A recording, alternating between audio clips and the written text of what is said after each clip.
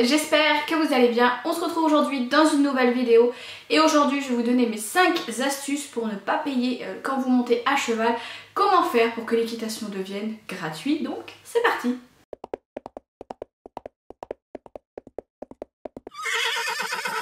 Avant de commencer, je m'excuse pour ma tête, je m'excuse sur le fait que je vais peut-être un petit peu bafouiller, etc.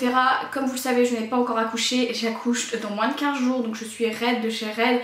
C'est pourquoi aussi il y a eu quelques fois où il n'y a pas eu de vidéo, je suis vraiment désolée, c'est juste que c'est difficile avec la grossesse d'allier les deux, donc voilà. Bref, on m'excuse, mais surtout le thème d'aujourd'hui est super important, donc je me suis dit que c'était plutôt cool de vous la filmer quand même. Donc on met sa fatigue, ses hormones de grossesse de côté et c'est parti, on commence tout de suite. Alors dans cette vidéo, je vais vous donner mes 5 astuces que je connais pour pouvoir monter à cheval gratuitement.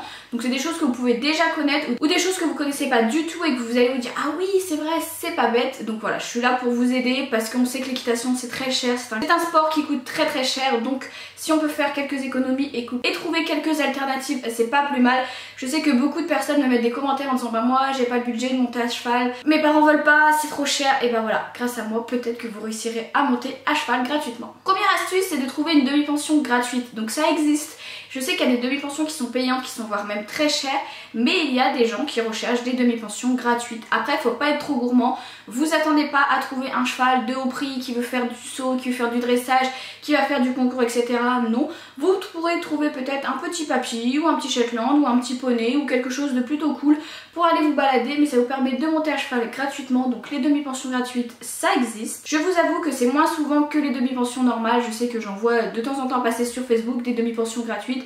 C'est juste des propriétaires qui cherchent à ce que leur cheval sorte sans pour autant se faire de l'argent. Donc n'hésitez pas à chercher des demi-pensions sur des sites, que ce soit Facebook ou autre, vous pouvez en trouver, voire même mettre une annonce en disant que vous recherchez une demi-pension gratuite, en précisant bien que c'est gratuit parce que vous n'avez pas les moyens. Deuxième astuce, c'est de faire un échange de procédés avec un cavalier. Donc c'est-à-dire, vous allez trouver un cavalier qui par exemple a un pré et a des chevaux à lui dedans. Vous allez aller le voir, vous allez lui dire bah écoutez, moi je recherche à monter un cheval gratuitement, malheureusement je n'ai pas les moyens donc il faut que ce soit absolument gratuit, mais par contre je peux vous aider dans votre pré, c'est-à-dire nourrir les chevaux, les sortir, leur donner à boire, s'occuper des clôtures, voilà. Vous faites un échange de procédés avec le propriétaire de la pâture ou du cheval. Je sais que ça c'est très recherché quand même parce que c'est vrai que des fois en étant propriétaire on n'a pas le temps de s'occuper de son cheval, donc on se dit au moins si l'eau est mise, si les grains sont mis, si les clôtures sont vérifiées, si les chevaux sont sortis, c'est plutôt cool. Donc voilà, c'est un échange de bons procédés entre deux parties. Il y en a un qui sera content parce que son cheval sera sorti, la pâture sera occupée, et vous serez content parce que vous pourrez monter sur le cheval, voir s'en occuper, etc. Donc voilà, c'est vraiment un échange de bons procédés qui est plutôt cool à faire. Comme vous savez, moi j'ai déjà eu recours à ce procédé là, c'est-à-dire que j'avais une demi-pension sur un cheval assez âgé que je ne payais pas, tout simplement parce que je m'occupais de lui vu qu'il était âgé, il n'avait pas beaucoup de visites, et donc du coup ça lui faisait plaisir de voir ma visite quasi tous les jours, donc voilà, c'était plutôt cool. J'allais le voir quand je voulais, je m'en occupais quand je voulais, je le montais pas parce qu'il était trop âgé, mais ça me dérangeait pas, je voulais juste m'occuper d'un cheval. Donc voilà, c'est un échange de bons procédés qui marche vraiment très bien et qui est très recherché. Troisième astuce, c'est de pouvoir faire un échange pareil de bons procédés avec un centre équestre. Alors là c'est un petit peu plus difficile à trouver, mais certains centres équestres cherchent, c'est-à-dire vous allez voir un centre équestre, vous leur dites écoutez, moi je peux pas monter, financièrement je ne peux pas, c'est pas possible pour moi, par contre ce que je pourrais faire c'est vous aider à curer les box, vous aider à donner des cours aux petits, donc c'est-à-dire si vous avez par exemple j'en sais rien 20 ans, donc vous pouvez vous occuper des petits avec la monitrice, vous pouvez panser les chevaux, les aider lorsqu'il y a le maréchal, etc., vous lui expliquez tout ce que vous pouvez faire, quel niveau vous avez, si vous en avez un, qu'est-ce que vous êtes capable de faire, et en échange elle vous offrira des cours d'équitation. Je sais qu'on n'en trouve pas tout le temps, c'est quand même difficile de trouver un centre équestre qui est ok, mais je sais que les petits centres équestres familiales sont tout à fait ok.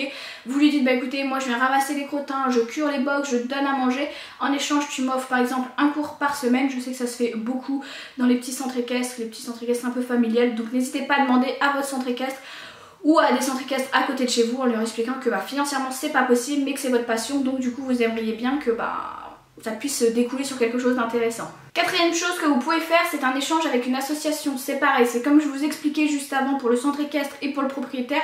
Vous allez voir des associations, vous leur expliquez que vous, financièrement vous pouvez pas monter à cheval, mais que vous pouvez les aider, par exemple en leur faisant de la pub, en leur faisant aller voir des gens pour que les gens fassent des dons pour l'association, etc. Voilà, vous vivez un peu l'association, c'est-à-dire que si vous faites une association pour les chevaux ou pour les animaux style SPA, vous allez distribuer des flyers, vous essayez de trouver des dons dans votre ville, etc. Et en échange ils vous offrent la possibilité de vous occuper d'un cheval ou même de le monter. Donc voilà, n'hésitez pas à aller voir vos autres associations à côté de chez vous. En plus de ça, ça permettra aussi de faire une bonne action parce que du coup les animaux qui seront dans cette association là seront voilà, un petit peu plus chouchoutés que si vous étiez pas là en fait. Même si c'est juste le fait de le brosser, de sortir en main, c'est toujours cool. Donc n'hésitez pas à aller voir des associations, savoir si vous pouvez aider. Il y a même des associations qui proposent d'aider les chevaux sans pour autant avoir une contrepartie, donc ils vous proposent de venir, de les brosser, de les sortir un petit peu en main, tout ça gratuitement, donc n'hésitez pas à aller voir les associations. Et ensuite, cinquième astuce et dernière, si vraiment vous n'y arrivez pas, il n'y a pas de centre équestre, il n'y a pas de propriétaire, il n'y a pas de demi-pension, demandez à vos proches. C'est-à-dire que lorsque c'est Noël, les anniversaires, les fêtes, enfin toutes les fêtes que vous fêtez, demandez-leur de vous offrir des leçons d'équitation dans un centre équestre, d'un stage ou des choses comme ça. Je sais que ça fait plaisir à nos proches quand on fait vraiment un cadeau qui nous fait plaisir à nous. Donc n'hésitez pas à dire à vos proches que c'est quelque chose qui vous plaît et que vraiment vous aimez ça.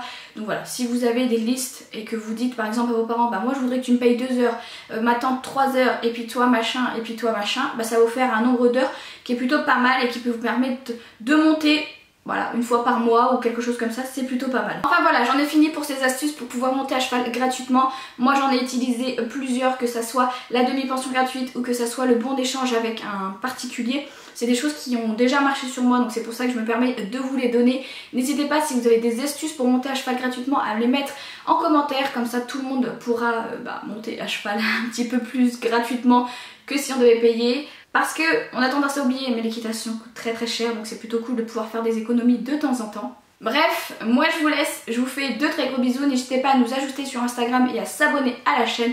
Moi je vous dis à très vite dans une prochaine vidéo. Bye!